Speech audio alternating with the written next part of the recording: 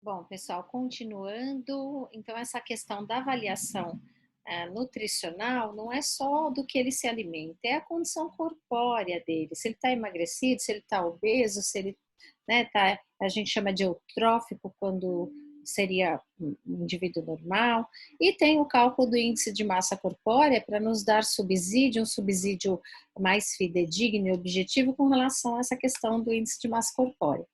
E aí eu trouxe para vocês aqui como que é o cálculo de índice de massa corpórea e depois a gente pode até ver aí para vocês trabalharem um pouquinho com isso, calculando o índice de massa corpórea de vocês. Depois no chat a gente pode conversar. Como é que a gente faz para calcular o índice de massa corpórea? Você pega o seu peso e divide pela sua altura. Só que a sua altura você tem que fazer ela vezes ela. Então, por exemplo, se eu tenho 1,63 de altura, eu vou fazer 1,63 vezes 1,63. Esse valor que der, eu vou colocar abaixo do peso e fazer a divisão. Se der entre 18,5 até abaixo de 18,5, a pessoa está muito emagrecida, tá? Entre 18,5 e 25, eutrófico. Acima de 25, 30, tá com sobrepeso ou acima do peso, e acima de 30, a obesidade. Tem outras linhas e correntes aí de graduar, né, esse índice de massa corpórea, mas eu trouxe aqui um mais simples para vocês. E lição de casa, calcular o seu próprio índice de massa corpórea, depois a gente conversa sobre isso. E fora essa questão, fiquem longe da balança, quer dizer, né, algumas pessoas preferem ficar longe da balança. Vamos lá, a questão da inspeção é bem importante que você observe como o paciente se comunica com você, os gestos que ele utiliza, às vezes bate muito a perna, às vezes estala os dedos, né? A questão da afonia, não tem voz, disartria, não consegue articular bem a palavra, taquilalia, fala demais, ou aquela fala meio pastosa, tudo isso pode ser indicativo de doença. Verifique a postura, né? A gente vai ver se ele anda sozinho, então a gente chama de deambulação, né? Tá andando sozinho, tá deambulando com ajuda, faz uso de cadeira de rodas, né? Ele prefere em qual posição ele se sente melhor, ortostática, né? Que está em pé. Verifique também a coloração da pele, da mucosa, da hidratação do paciente. Então a gente vê, às vezes, o paciente está com uma cor muito esbranquiçada, né?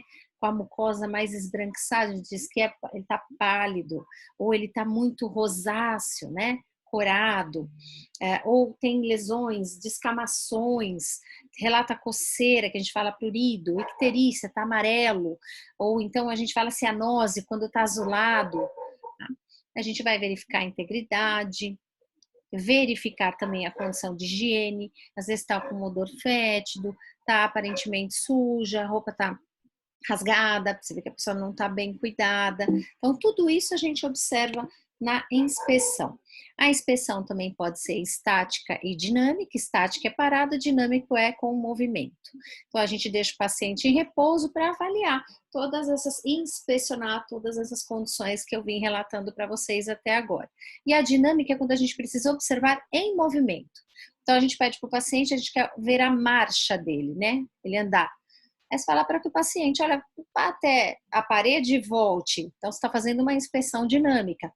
Você pede para ele respirar normalmente para você observar a respiração. É uma inspeção dinâmica. Então, a observação, a inspeção do movimento é dinâmica, né?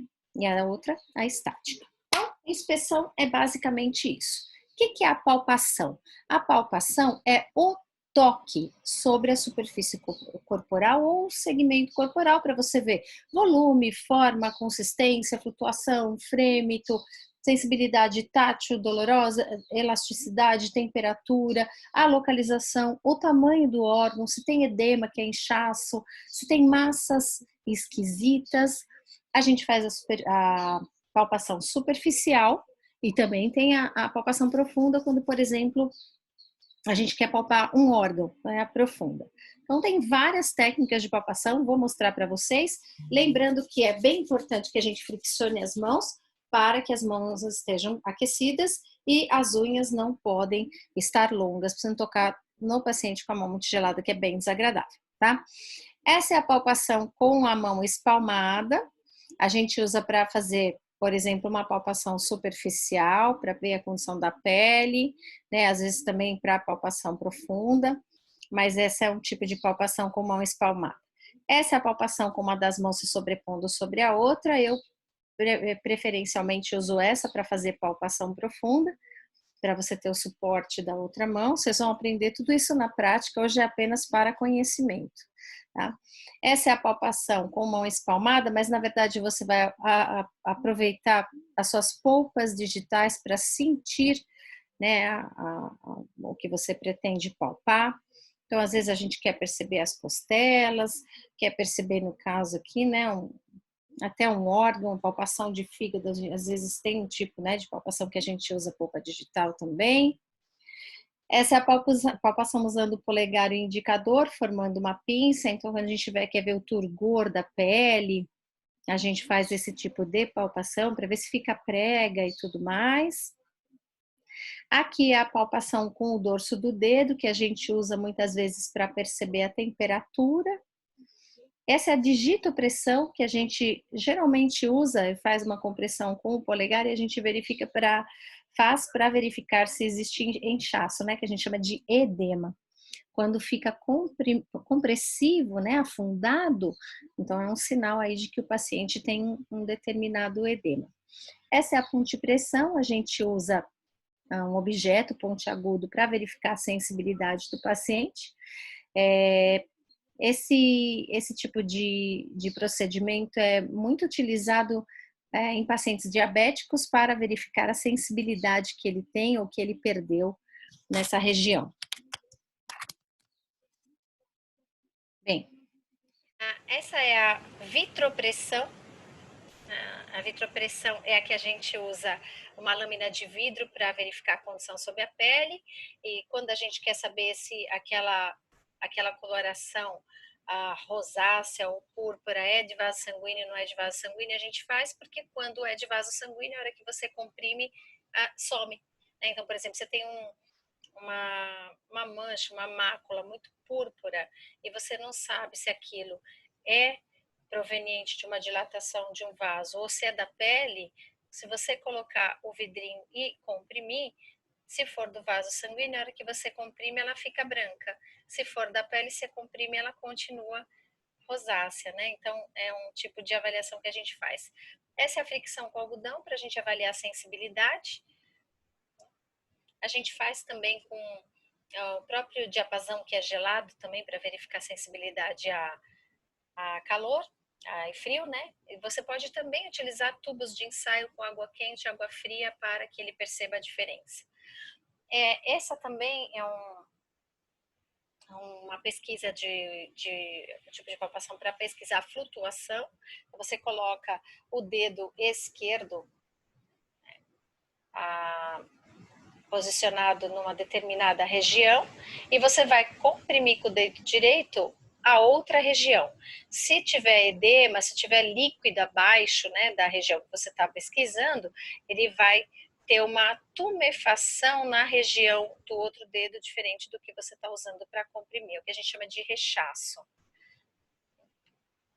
Vai ver líquido livre em cavidade. Aqui é uma palpação bimanual, para você verificar articulações, ver se tem também tumefação, se tem dor. Tem palpação bimanual também de útero, também a gente faz. E pronto. A outra via, né, que a outra técnica que a gente usa, né, para exame físico do paciente é a percussão, que é quando você golpeia para ver você golpeia, né, o organismo do paciente para ver o som que retorna. Então a gente usa o tato para golpear e o ouvido, né, a audição para ouvir o que retorna.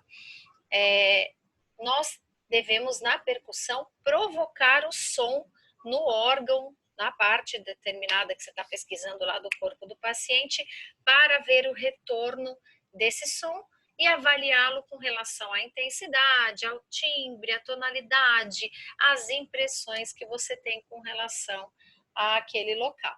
Então, geralmente a gente posiciona dessa maneira e golpeia, né? Dessa maneira como eu tô falando, eu vou mostrar a foto para vocês. Então, a gente pode fazer contra o tórax, pode fazer contra o abdômen, e sempre você vai ter um sonzinho diferente. Quando a gente golpeia um órgão maciço, o som é maciço.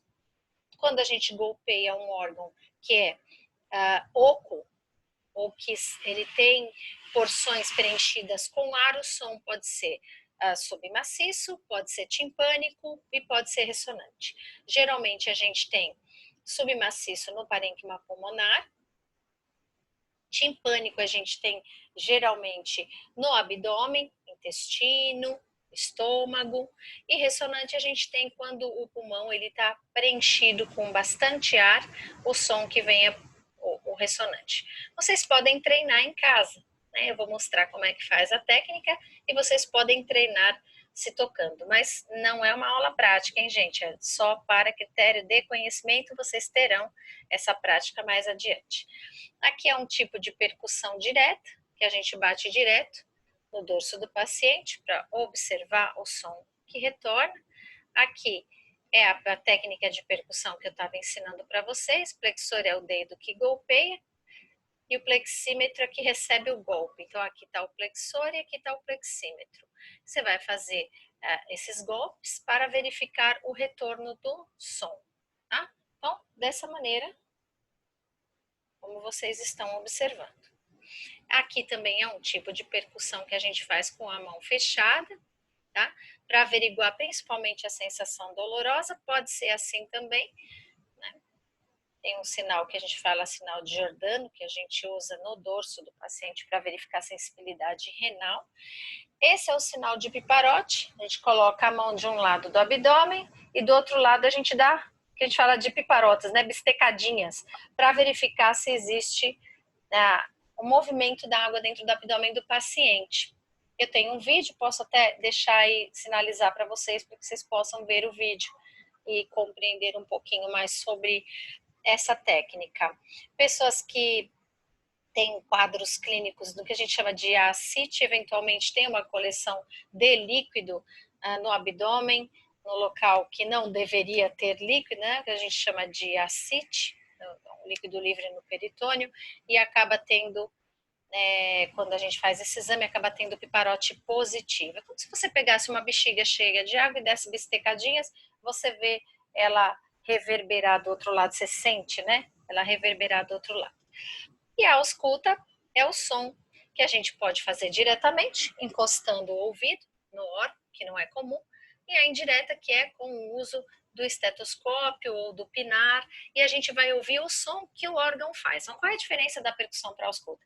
Na percussão, eu faço som e vejo o que volta para mim. Na ausculta, eu ouço o som que o órgão está fazendo. Tá? Aqui a gente tem esse equipamento, que é o estetoscópio, ele é composto dessas regiões, então essa área é a área que você vai encostar no paciente, que a gente chama de campânula, essa menorzinha, e diafragma, essa maior. Tem equipamento que não tem campânula a gente usa principalmente para estudar mais sons mais distantes, né, ou que a gente precisa de maior precisão. Então, quando a gente quer auscultar o coração, às vezes a gente precisa da campânula para isso. Aqui é o corpo de transmissão, esse tubo plástico de borracha, né? E aqui é o pavilhão receptor ou diafragma, ou as olivas, né? As hastes e as olivas aqui para você colocar no seu ouvido e fazer a ausculta do órgão. Nós empregamos a ausculta em várias regiões. Nos pulmões, para verificar a presença de murmúrios vesiculares, que é o som da respiração, ó. E aí tem, às vezes, ruídos adventícios, que são sons que não deveriam estar acontecendo, e acontecem quando há um problema de saúde. Nós colocamos no abdômen do paciente para auscultar os sons abdominais, que a gente chama de ruídos hidroaéreos, e colocamos também em outros lugares para verificar o som que esses locais produzem. A gente verifica quanto a frequência, qualidade, altura, duração. É muito importante que você posicione o diafragma do estetoscópio adequadamente, não pode fazer prega na pele, não tem, porque se fizer prega ou se ele ficar sem saliência óssea, o som não vai ser fidedigno. E o paciente tem que estar posicionado adequadamente para que você consiga ter um retorno bom aí do seu da sua área de ausculto.